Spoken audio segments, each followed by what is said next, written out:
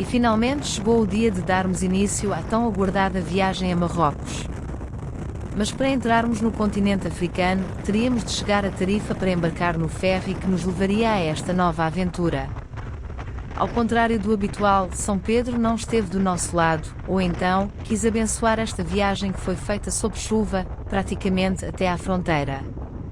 Como só poderíamos sair de casa à hora de almoço, fizemos uma primeira etapa de cerca de 500 km, parando para pernoitar em El Cuervo de Sevilha, perto de Jerez de la Frontera.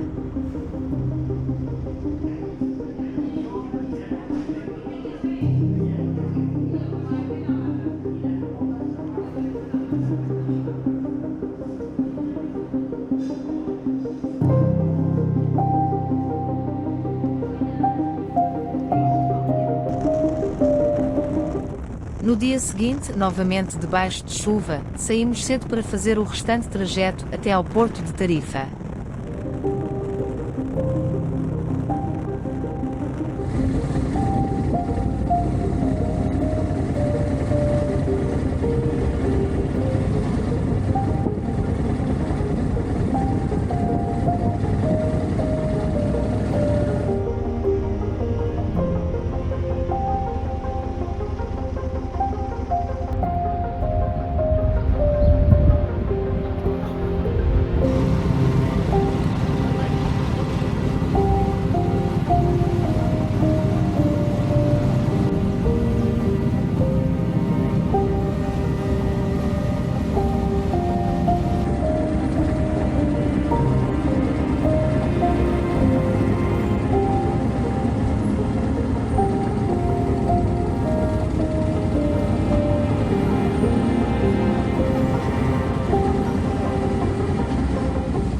Chegámos com a antecedência recomendada e após uma nervosa espera, lá entramos na grande embarcação.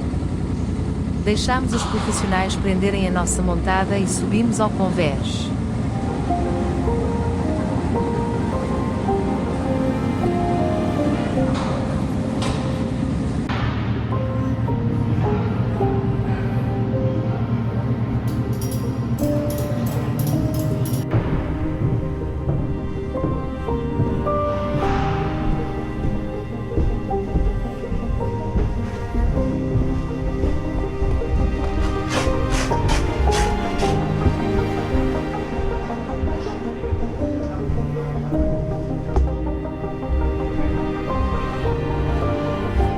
Aqui tivemos que enfrentar a fila para preencher os impressos para entrar em Marrocos e carimbar os passaportes. Felizmente, decidimos fazê-lo de imediato e aproveitar o resto da viagem na parte exterior.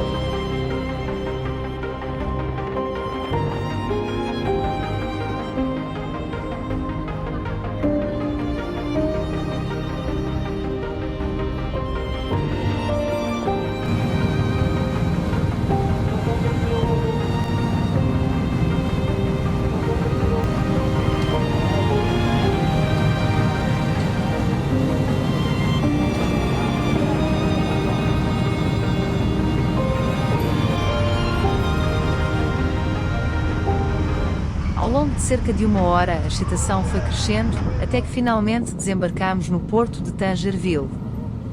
Mas antes de sairmos do porto, tínhamos que passar pelas formalidades aduaneiras. Aqui foi-nos dado um cartão de importação temporária da nossa mota e que teve de ser religiosamente guardado até à saída do país, caso contrário, corríamos o sério risco de ter de deixar a mota em terras marroquinas. Após estes procedimentos e verificações fomos libertados pelos serviços aduaneiros e deixámos finalmente o porto, entrando na cidade de Tanger, onde a prioridade era levantar dirhams e comprar cartões para os telemóveis. Se a primeira tarefa foi facilmente concluída, a segunda foi fracassada. Estava tudo fechado à conta da celebração do final do jejum do Ramadão. Atravessámos Tanger sem delongas e seguimos viagem, mergulhando finalmente no reino de Marrocos.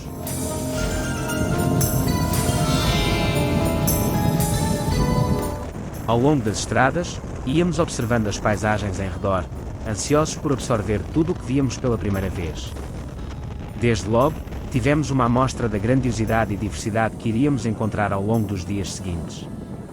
Nestes primeiros quilómetros, saudaram-nos vastas áreas densamente arborizadas.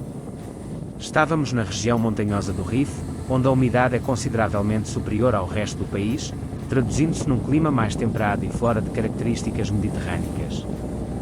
Neste cenário, encontramos a albufeira da barragem de Inakla, que embeleza ainda mais a paisagem.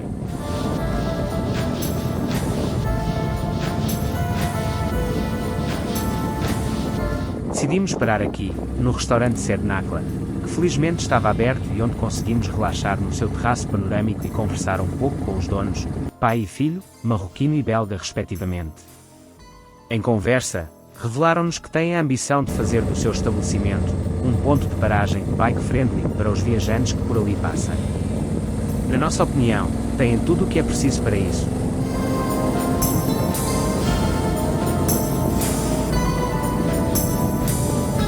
Voltámos à estrada. Queríamos chegar a horas decentes para visitar Chefchaouen, a nossa meta do dia.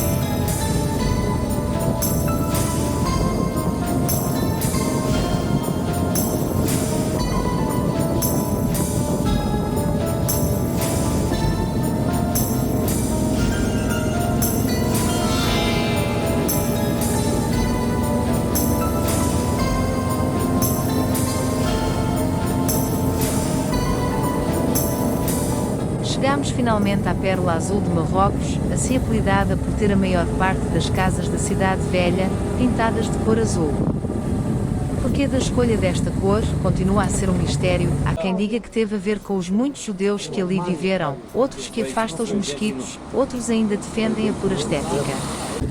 Esperava-nos o anfitrião do alojamento que tínhamos reservado e depois de nos instalarmos, fomos explorar a pitoresca cidade.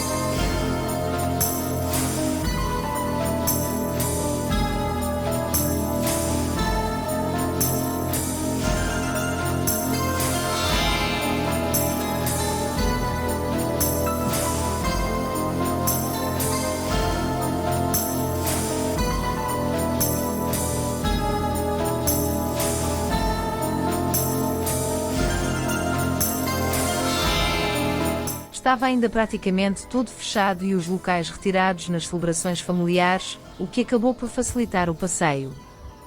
Entramos assim no emaranhado de ruelas, becos e praças, onde por entre subidas e descidas, os gatos, conforme tínhamos ouvido, são reis.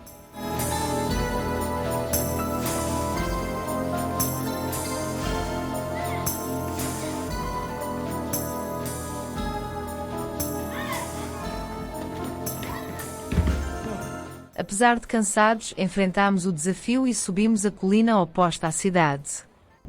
No topo encontra-se a Mesquita Espanhola, mas a verdadeira atração é assistir ao pôr do sol sobre a cidade azul.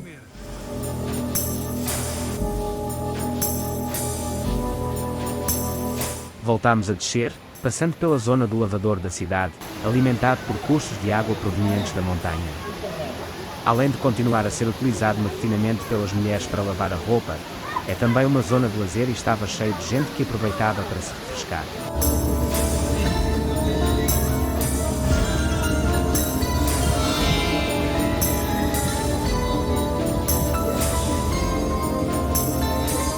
No percurso de regresso ao nosso alojamento, fomos observando todo o movimento que se adensava, com os locais a saírem à rua em modo de festejo.